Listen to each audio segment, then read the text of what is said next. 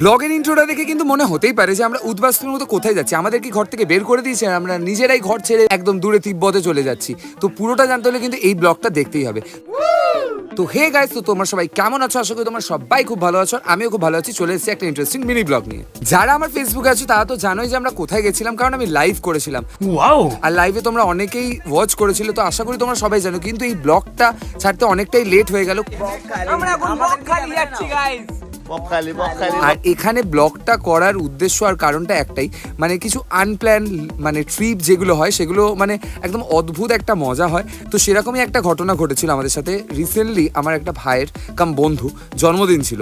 তো জন্মদিনের তো যেমনি কেক কাটা বা সেলিব্রেশন হচ্ছিল, সাডেনলি হুট করে প্ল্যান হলো যে কোথাও একটা যাওয়া হবে। প্রথমে তো যাওয়া ঠিক হয়েছিল যে চা খেতে, কিন্তু ওই চা খাওয়াটা পরিবর্তন হয়ে গেছিল বকখালির ট্রিপের দিকে।